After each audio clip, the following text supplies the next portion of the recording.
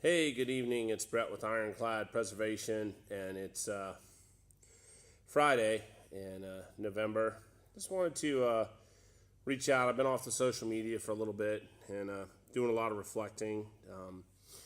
Obviously, we've been, if you guys follow us along on the social media platform, we've been doing a lot of our construction things in our shop, trying to build our academy up here and make our compound a little bit nicer for our employees, our team members, and then for the visitors who come and spend time with us. But I wanted to kind of reach out tonight and talk about some of the things that are going on in our industry that affect each and every one of us.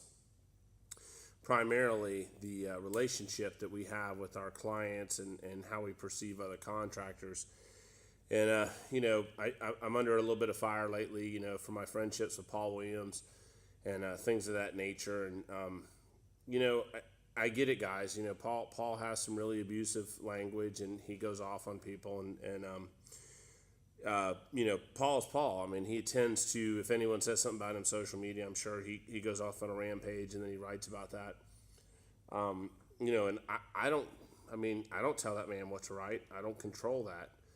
And a lot of people reach out to me because I'm one of the few people that don't, deny Paul Williams. He is a friend of mine.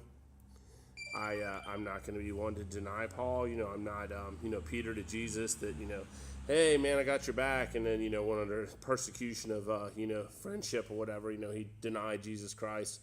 And had to pay that price, and when that cock crowed the third time, I guess, he was really upset that he denied, Jesus. But for whatever it matters, I'm not going to deny Paul Williams. Paul has some brilliancy. He also, he tends to fly off the handle, and what he writes about or what he does, I don't know. Don't really even know these people he's writing about, so I really can't weigh in on that. The few people that I know through NAMPS that he goes off on, yeah, I cringe too sometimes reading it, but it's kind of like this, man. At the end of the day, this man writes about all the corruption and graft that occurs in our industry. And, look at the, for an example, the following the Buchek story or following the Berg horror story or, the Snow Enterprises thing that's recent. And good God, man, I don't even, I don't even know about corruption and paying people off and having $800,000 to pay this HUD official and this. Man, that's a foreign world for me. I'm a simple person who likes to do a good job. I have a relationship with One National, and I try to do the very best I can every day. I'm a simple person. I tend to infuriate a lot of people because I'm outspoken, I'm forward. But right now, I'm under scrutiny. My own family is pissed at me for being on social media. I guess I come to you today, with a broken heart that I look back on my long journey and I wonder, did I do the right thing by trying to be vocal on social media, by trying to stand up for the little small businessman, for trying to be a representation for the small business owners of America, the SBOAs, that when I go to NAMPS meetings, when I'm in those meetings and I talk favorably of, hey, you're hurting my brothers and sisters, you're doing this and that, why do you guys negotiate a contract for HUD work and you don't even ask us how much it costs to do the job? These are very real questions.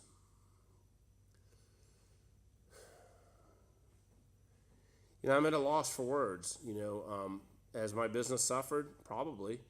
But the funny thing is, I'm one of the few people in America that has lived in my means and taken the money that I've made, which we don't have to say it's, $1 million a year or whatever it is, but see, I invest back into my infrastructure. And, the construction that we're doing in here, it's hot in here. I'm working inside the warehouse doing the tile. We're building all these things. We're doing these nice things so that hopefully in January, we'll have a new FAST meeting. And, February, the Chamber of Commerce is going to be using our building. And, we're doing some networking and events. We're going to start getting some training events going on in here. We're doing some pest control items. We're doing some, water restoration. We're doing some things that, we want to involve our team members with. We want to get out in the community. It's networking, man, at the end of the day. But, I look at it like this. Every day every single day, we have the ability to make a difference, not only in our lives, but in our team members' lives, but in other contractors' lives, and in our clients' lives. I mean, we can choose to do the right thing, or we can choose money to screw other people over. I don't want to be that latter. I don't want to go down in history as saying that, hell, I made it to $10 million a year, but I fucked over everybody in the path to make it there. Excuse the language, but that's how violent it is, man, in this industry. It's not that.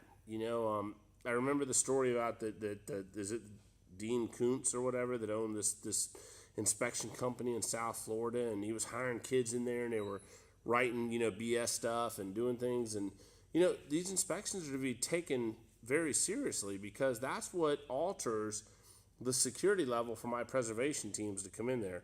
And if I got some girl sitting behind a counter saying it's vacant or it's occupied, and then I'm sending guys in to crack the locks and do the work, it's not very comforting for me knowing they may or may not be right.